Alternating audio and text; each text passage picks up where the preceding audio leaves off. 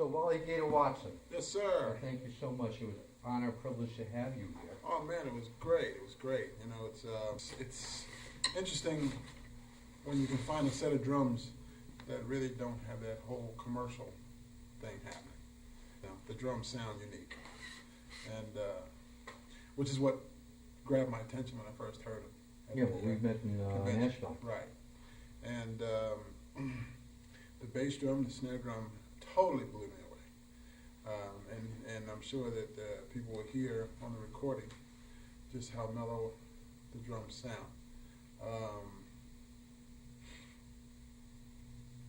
There are some aspects that I'm glad to see that you're open-minded enough to want to improve on, you know, and I'm glad you respect me enough to have brought me in to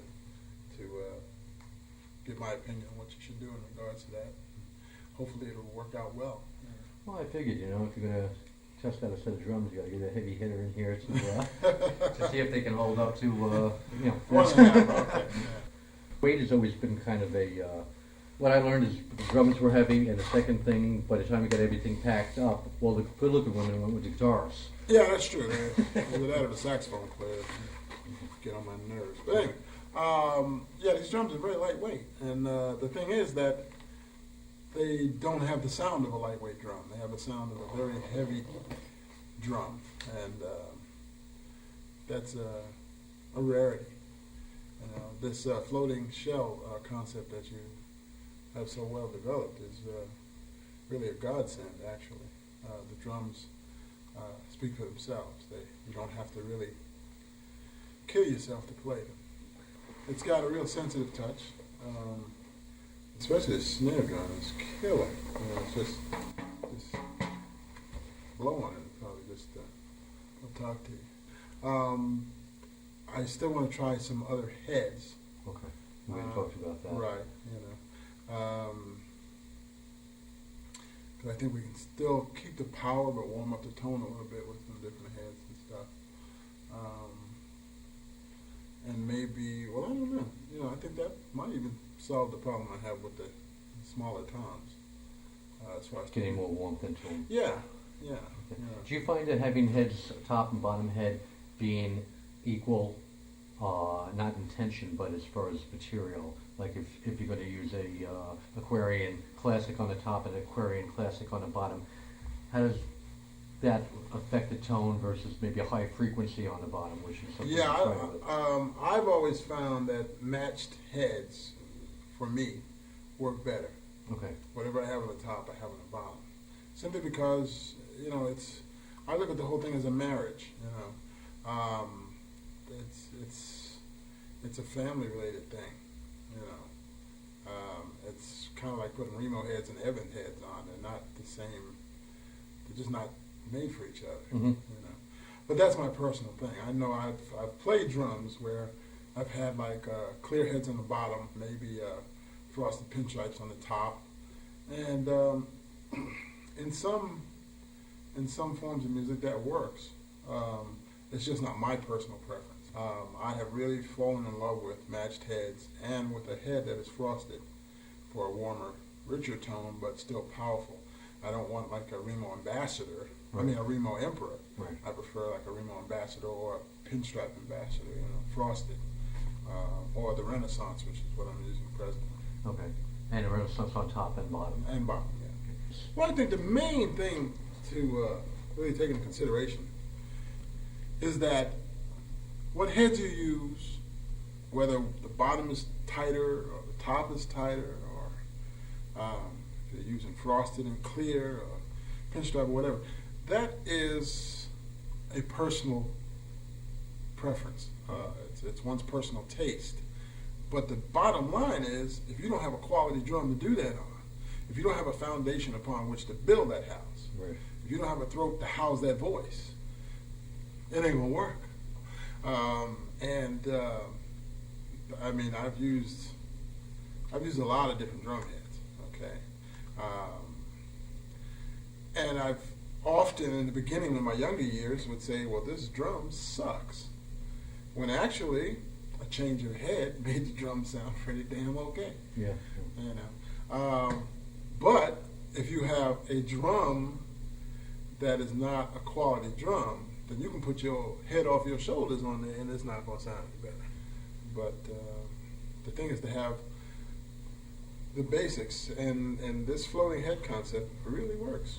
Really works. No, it's a long time coming.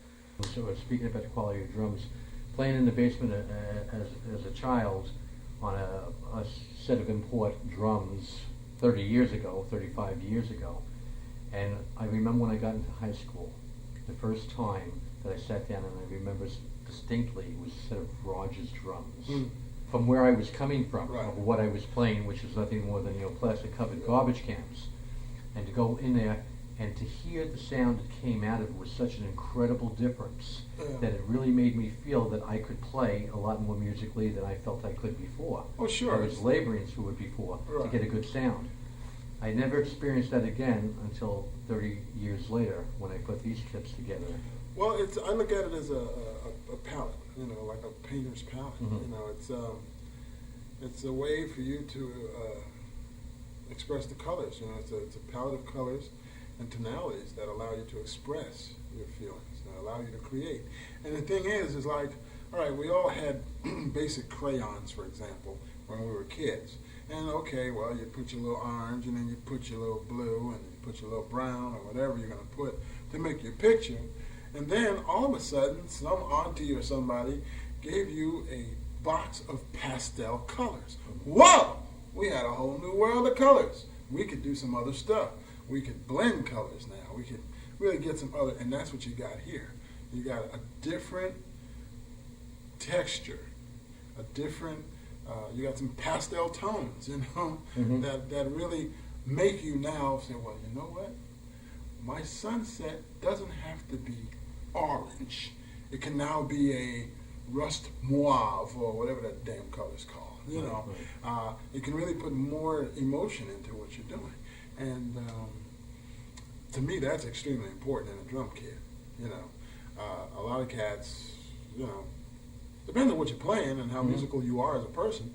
But for me, I'm very melodic. I'm very much into having my drums sound like a family, and very much having my drums feel like a comfortable spirit house in which my spirit can live.